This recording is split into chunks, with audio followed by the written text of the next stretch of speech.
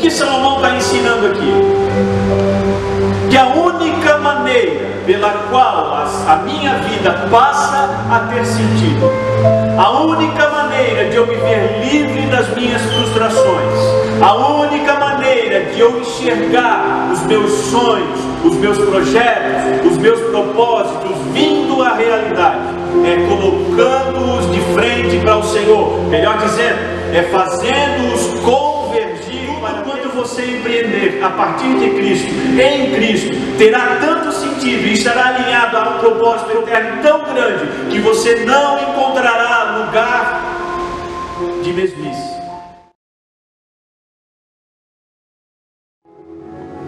Papai, eu quero te dar graças. Eu quero bendizer o teu nome,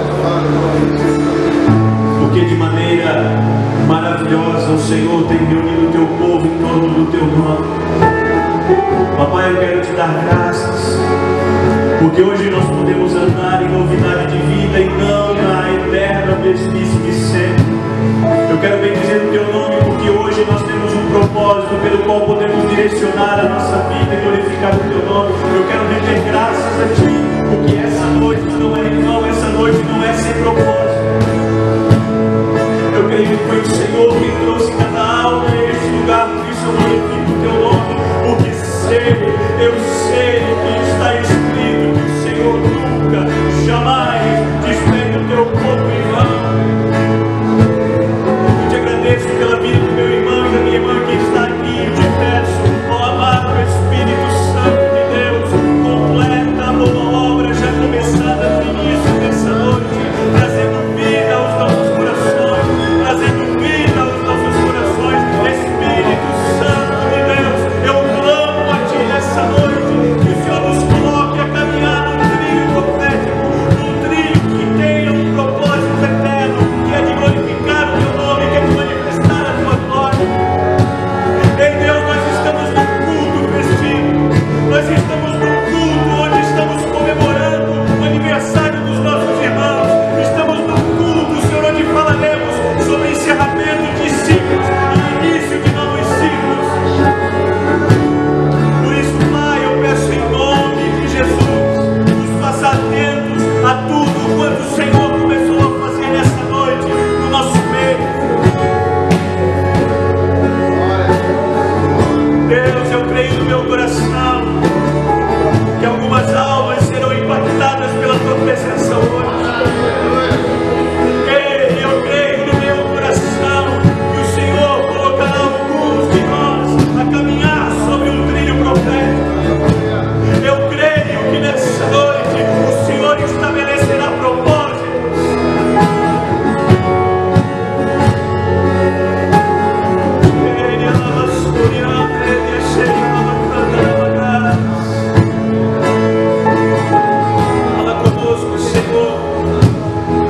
Fala conosco, Senhor, é o que eu te peço em nome de Jesus. Já te agradeço porque tu és fiel. Aleluia. Tome seu assento, querido.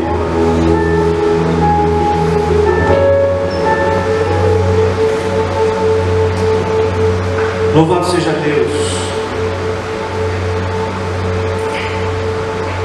Queridos, hoje nós estamos numa reunião onde nós estamos comemorando o aniversário de alguns irmãos. E durante a semana eu fui orar ao Senhor e perguntar ao Senhor o que eu deveria trazer como meditação para essa noite.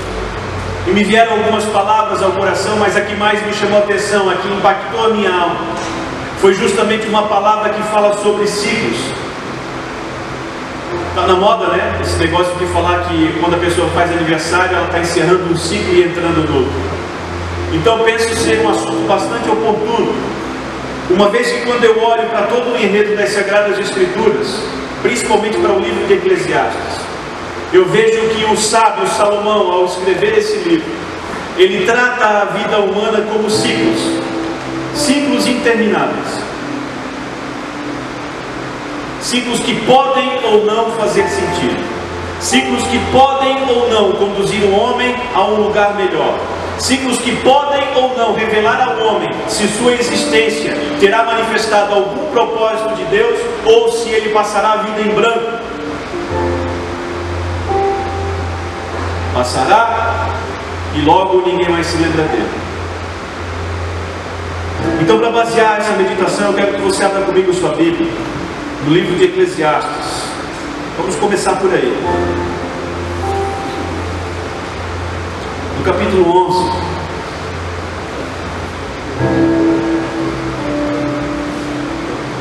Quero ler a partir do versículo 9. Nós vamos fazer a leitura de alguns versículos para que tenhamos um contexto adequado.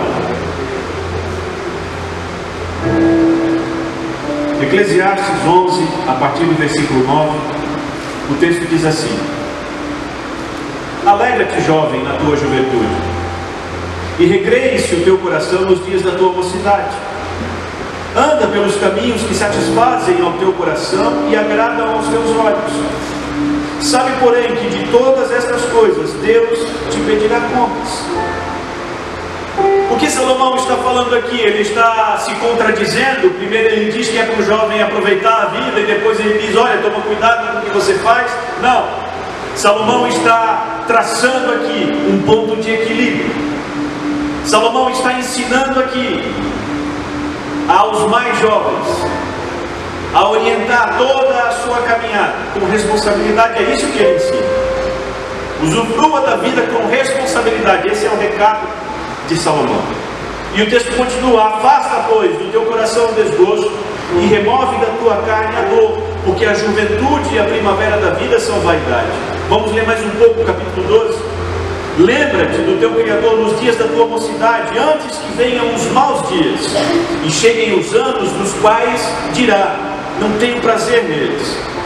Antes que se escureçam o sol, a lua e as estrelas do esplendor da tua vida, e tornem a vir nuvens depois do aguaceiro, no dia em que tremerem os guardas da casa, os teus braços, e se curvarem os homens outrora fortes, as tuas pernas, e cessarem os teus moedores da boca, por já serem poucos, e se escurecerem os teus olhos nas janelas, e os teus lábios, com as portas da rua se fecharem, no dia em que não puderes falar em alta voz, te levantares a voz das aves, e todas as harmonias, filhas da música, te diminuírem, como também quando temeres o que é alto, e te espantares no caminho, e te embranqueceres como floresce a amendoeira, e o gafanhoto te for o mesmo, e te parecer-te o apetite, e te perecer o apetite, porque vais à casa eterna, e os pranteadores andem rodeando pela praça, antes que se rompa o fio de prata, e se despedace o copo de ouro, e se quebre o cântaro junto à fonte, e se desfaça a roda junto ao poço, e o pó volte à terra, como é, e o espírito volte a Deus que o vê. Vaidade de vaidades, diz o pregador, tudo é vaidade. Fiz questão de ler todo esse texto para que tenhamos um contexto adequado para trabalhar. Nós vemos primeiro Salomão trazendo para os jovens do seu tempo um ponto de equilíbrio onde traçar a sua caminhada. E nós vemos uma advertência, uma admoestação, um conselho do próprio Salomão, que já era velho nesse momento da sua vida, para que os jovens não perdessem o tempo adequado de buscar Deus, porque chegaria um tempo difícil. A linguagem pode parecer um pouco antiquada, mas ele está falando de uma pessoa velha, que já não enxerga direito, que já não ouve direito, que não consegue comer porque não tem dente na boca. Uma pessoa que já não consegue subir o lance de escada porque vem meio metro de língua fora da boca.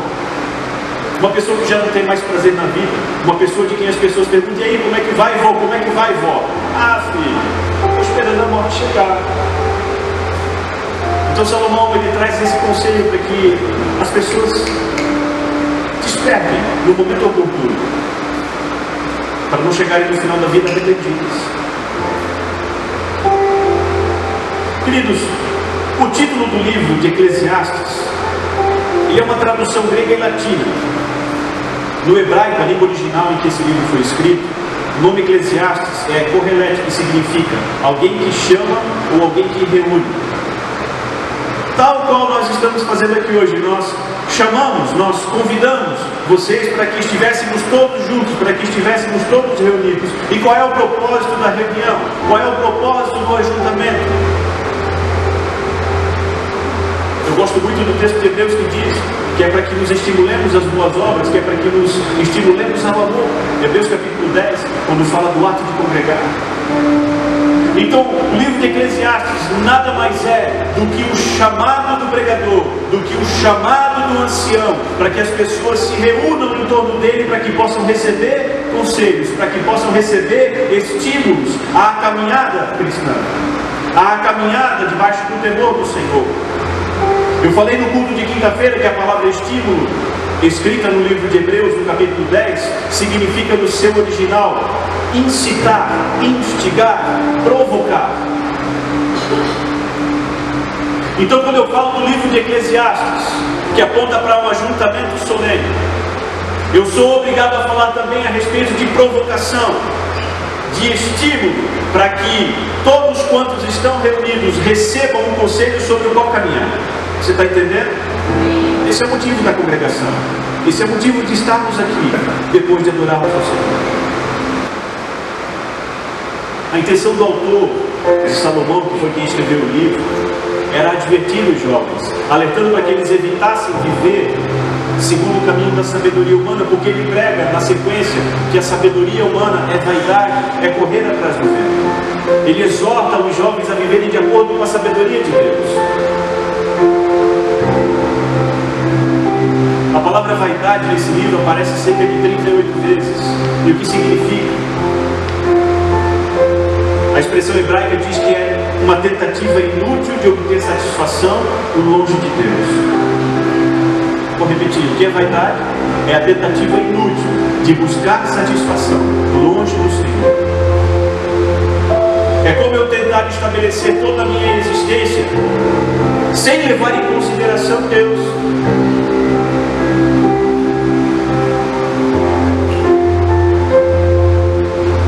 Salomão começa a discorrer então sobre as vaidades da vida. No capítulo 1, do versículo 4 ao 11, ele fala daquela eterna mesmice de sempre.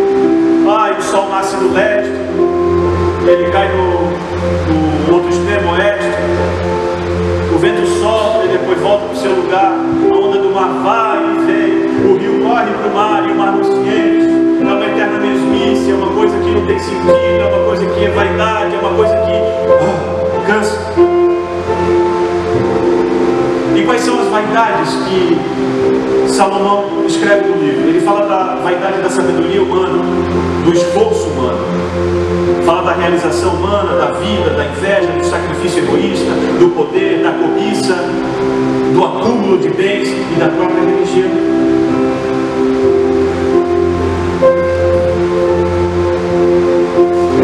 Tentando convencer o seu público jovem de que qualquer tentativa de construir a sua história sem levar em consideração a Deus vai acabar em nada.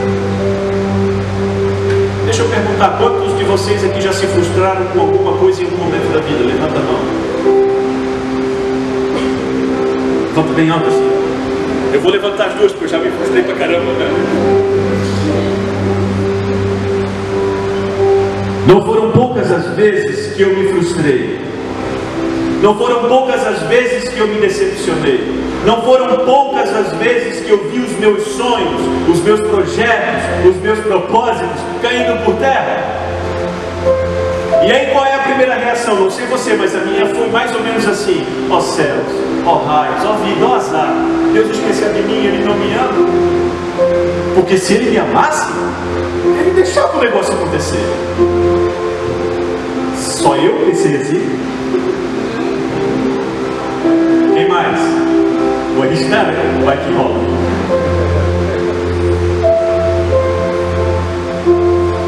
Mas quando nós caímos na oração, quando nós nos prostramos diante de Deus, reconhecendo que sem Ele nós não somos nada, o Senhor, com todo o amor, com toda a paciência que é só dele, fala ao nosso coração e nos coloca no caminho certo, dizendo: filho, eu é que sei os pensamentos que eu tenho a teu respeito. Filho, você está limitado ao tempo e espaço, eu sou eterno. Você vê o agora, eu já vi a tua existência antes dela começar e sei como vai terminar.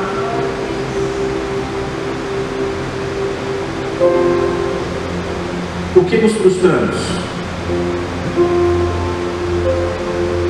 por que nos decepcionamos? Vamos imaginar que a nossa existência caiba numa régua daquelas escolares de 30 centímetros.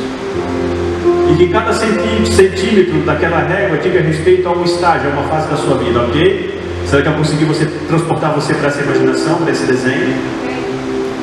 Vou desenhar no ar aqui, tá? A régua. Vamos imaginar que você está no quadrinho lá nos 7 centímetros. Uns estão no 10, outros no 15. Tudo que você consegue conhecer é o do 0 até o momento onde você está. A sua história e o momento em que você vive.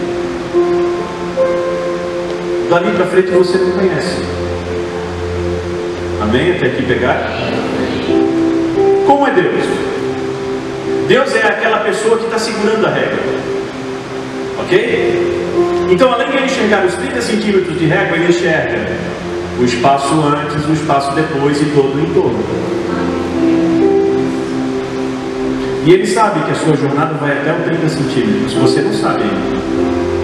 E aí você traça planos, faz projetos, tem sonhos e aquilo, você vai se atropelando um e depois do outro, depois do outro, depois do outro, e você acaba abandonando tudo porque você viu que não deu nada certo. É mais ou menos isso que Salomão conta no livro de Eclesiastes. Da eterna mesmice de sempre. Vaidade de vaidades, como ele falou. Tudo é vaidade. Tudo é correr atrás do vento. Eu e você passamos boa parte da nossa existência tentando dar nó em pingo d'água. Sabia? Quem já conseguiu? É fácil, né? Dizem que é fácil dar nó em pingo d'água.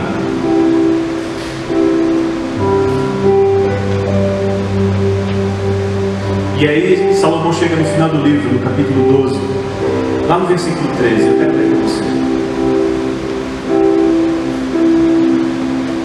Escute, eu estou falando sobre ciclos. E como eu falei durante a oração, nessa noite o Senhor estabelecerá propósitos para aqueles que se encontram numa situação de prostração. O que é uma situação de prostração? Até aqui nada deu certo. Até aqui você só teve decepções. Até aqui você viveu várias frustrações. Mas a partir de hoje, em nome de Jesus, o Senhor te dará um trilho no qual você vai caminhar. Esse trilho vai te conduzir a um lugar de manifestação de glória. Esse trilho vai te conduzir a um lugar onde os propósitos de Deus se tornarão realidade na sua vida. Glória a Deus. Amém? Amém. Eclesiastes 12, capítulo 12, versículo 13. De tudo que se tem ouvido, a suma é: teme a Deus e guarda os seus mandamentos, porque isto é o dever de todo homem. Vou repetir. De tudo o que se tem ouvido, a suma é: teme a Deus e guarda os seus mandamentos, porque isto é o dever de todo homem. O que Salomão está ensinando aqui? Que a única maneira pela qual a minha vida passa a ter sentido, a única maneira de eu me ver livre das minhas frustrações, a única maneira de eu enxergar os meus sonhos, os meus projetos, os meus propósitos vindo à realidade, é colocando-os de frente para o Senhor. Melhor dizendo, é fazendo-os convergir para Deus. Nós falamos isso e temos falado nas últimas semanas. Quinta-feira, inclusive, ministrei sobre essa questão da centralidade do Evangelho, da centralidade de Deus, da centralidade da pessoa de Cristo.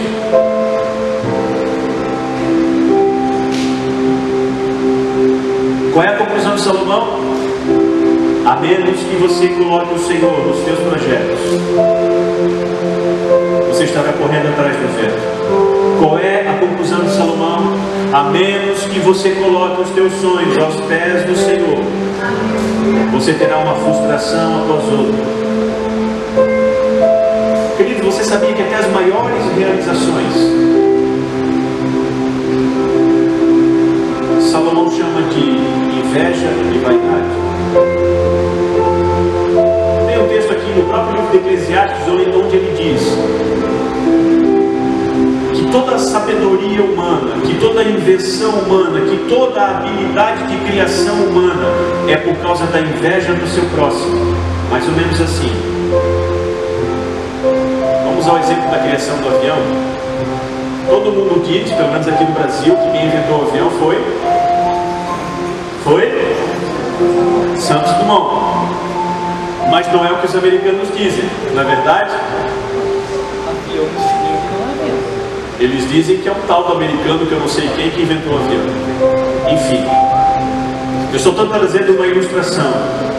Um faz guerra com o outro para ser melhor do que o outro. Aí a Embraer faz o Tucano. Aí a Boeing faz não sei o que.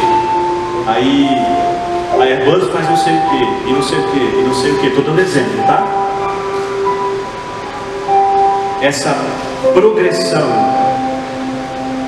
esse progresso, melhor dizendo, essa multiplicação da ciência, melhor dizendo, segundo o que está escrito no texto de Eclesiastes, é por conta da inveja humana. E sabe como ele conclui isso? Vaidade de vaidade. Sabe como ele conclui isso? Como quem corre atrás do vento é inútil. Porque o que é, já foi.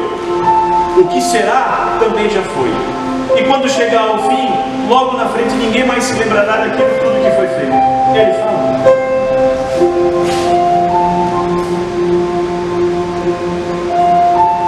A única coisa que faz sentido é quando eu faço convergir os meus sonhos para Deus. Em 2 Coríntios, se você puder, abra comigo. É um texto bastante interessante. 2 Coríntios, capítulo 5.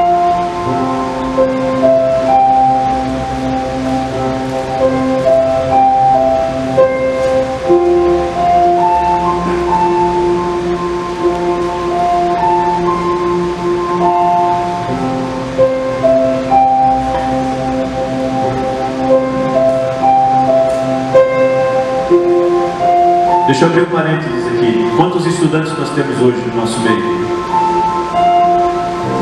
Ensino médio, faculdade, qualquer coisa aí, levanta a mão. Normalmente, qual é a sensação que você tem quando o ano letivo está começando?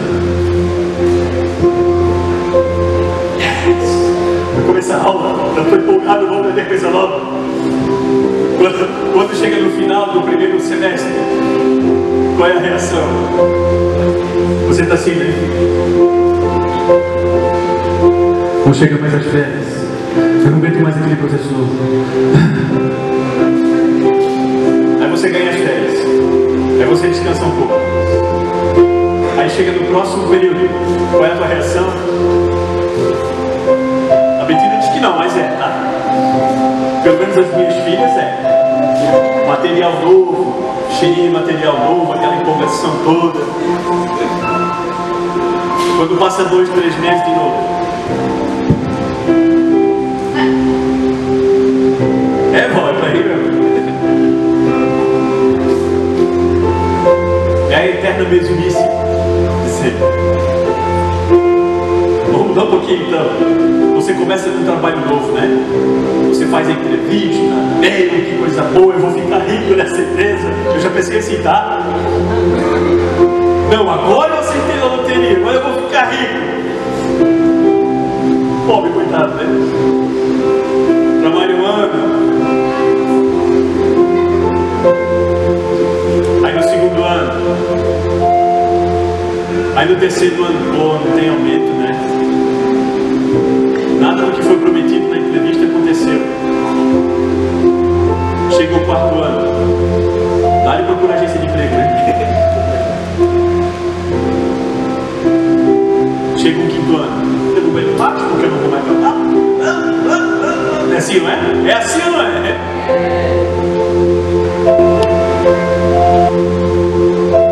Vamos falar um pouquinho de propósito eterno? Até um tempo atrás, falava-se muito de missionários profissionais. Quem é o missionário profissional? O parênteses está aberto ainda, né? É tranquilo. É aquele camarada que é mandado pela igreja para algum lugar, para fazer alguma coisa relacionada à igreja. Vai pregar o evangelho, vai entregar folhetim, vai evangelizar, vai orar pelas pessoas, enfim. Hoje nós chegamos num tempo não dos missionários profissionais, mas dos profissionais missionários. Tem uma grande diferença aqui. Quem são os profissionais missionários? Aqueles que vão ocupar um lugar na sociedade para fazer o reino de Deus ser estabelecido lá onde eles vivem. E aí entram os bons advogados, entram os bons médicos, entram os bons professores, que vão além de exercer a sua profissão, vão estabelecer o propósito eterno de Deus através da sua profissão. Aqui tem propósito. E aqui você não se frustra, sabe por quê? Porque a Bíblia diz que todo o trabalho que eu faço do Senhor não é vão. A Bíblia me ensina de que todo bem que eu fizer dentro do propósito de Deus trará uma colheita. Fecha parênteses. Não me perdi no assunto. Eu estou lá em 2 Coríntios, capítulo 5, versículo 17. E assim, se alguém está em Cristo, é nova criatura. As coisas antigas já passaram, eis que se fizeram novas. Repita comigo, se fizeram novas. Isso. O que Paulo está ensinando aqui, queridos? Ele descreve um novo nascimento como o rompimento de um ciclo interminável de mesmice. Vou repetir. Paulo descreve o novo nascimento como o rompimento de um ciclo interminável de mesmice. Aquela coisa que te cansa, que te traz fadiga, que faz você desejar tomar um chá de suíço de vez em quando. Isso é o novo nascimento. Depois que esse novo ciclo começa, o sistema de valores, as prioridades, as crenças, as paixões e os planos antigos passam a pertencer ao passado. Aquilo já não vale mais. Tudo quanto você empreender a partir de Cristo, em Cristo, terá tanto sentido e estará alinhado a um propósito eterno tão grande que você não encontrará lugar de mesmice, lugar de fadiga. No texto original, a expressão "eis que se fizeram novas" indica uma condição de fato contínua. O que significa isso? Fala de uma realidade que é constante, ou seja, uma renovação diária. Então, quando você faz convergir a tua história para Cristo, todo dia é como se você estivesse começando algo novo. Todo dia é como se você tivesse uma novidade. Todo dia é como se você entrasse numa pilha muito louca, que te dá um estímulo tão grande, que faz com que você arranque assim na frente de todo mundo. É isso que diz. 2 Coríntios 4,16, Paulo fala que o homem interior ele se renova de dia em dia. Isaías 40:30 é o último texto que eu vou abrir. Isaías capítulo 40.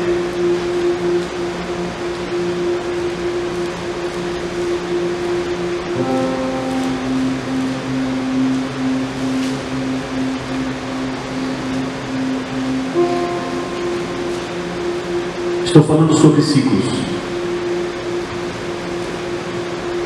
Amém? Amém.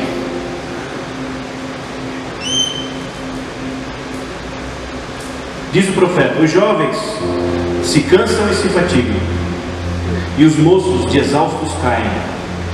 Mas os que esperam no Senhor renovam as suas forças, sobem com asas como águias, correm e não se cansam, caminham e não se fatigam.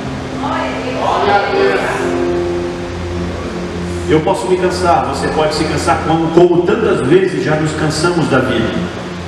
Mas se depositarmos a nossa esperança no Senhor, Ele se encarrega de renovar as nossas forças.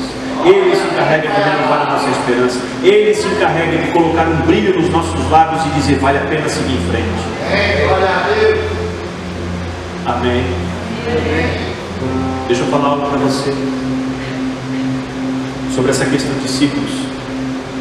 Repito, é bastante oportuno porque estamos numa reunião onde estamos comemorando os aniversariantes do mês. Ano que vem tem aniversário de novo, do outro ano de novo. Quando você chegar perto da idade que eu tenho, você vai dizer assim: comemorar aniversário para quê? é só mais uma, né? Quando você chega no Zenta, eita, que o Zenta pega. Aí você não quer nem que as pessoas saibam que você está no Zenta e alguma coisa. Porque é a eterna mesmice de sempre. Entra ano, sai ano e você não vê mudança. Entra ano e sai ano e você vê os seus projetos água abaixo. Entra ano e sai ano, você vê os seus planos frustrados. Entra ano e sai ano, você se decepciona com pessoas.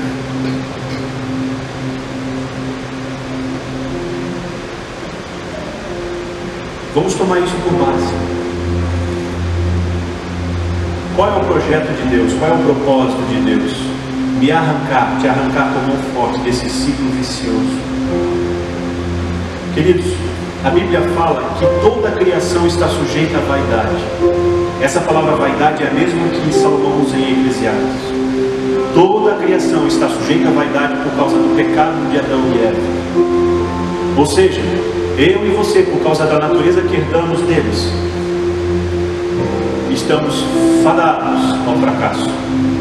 Estamos fadados às decepções.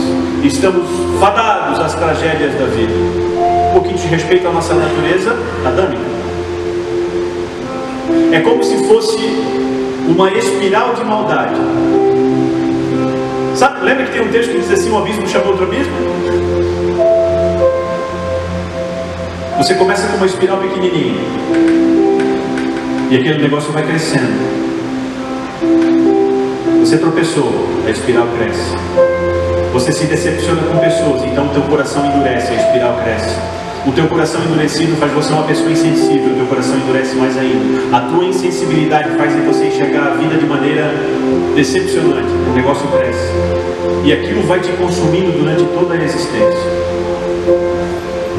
Por isso Cristo se manifestou, para aniquilar as obras das trevas. É como se Cristo pegasse naquela espiral que está rolando, feito uma roleta russa, uma coisa doida, e metesse o dedo assim, ó, tum. Quem já brincou de roleta aqui? É legal, né? Ah, fala sério, é legal? Tá bom, não é legal, mas tudo bem. Você tem aquele negócio rolando, mas normalmente tem aquele pininho, né? Fica... Uma hora vai parar, né? E o que vai fazer aquela roleta parar? O atrito com o pininho. Então Jesus é aquele pininho que na tua roleta vai fazer assim, ó, tum!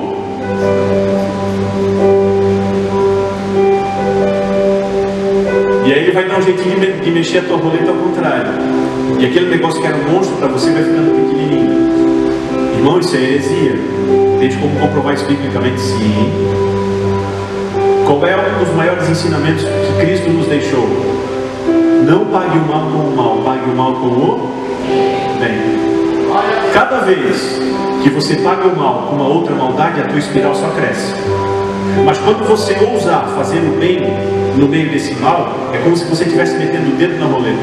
Aquele ciclo ele é estancado, ele para. Aí você vê mais uma maldade, mais um ato de bondade. Você vê outra maldade, bondade ainda. Você vê outra maldade, benignidade ainda. E Cristo, a partir daí, ele vai construindo um novo ciclo, agora de bênção. Um novo ciclo, agora de propósito. Um novo ciclo, agora de sonhos realizados. Um novo ciclo, agora de projetos bem-sucedidos. Você está me entendendo?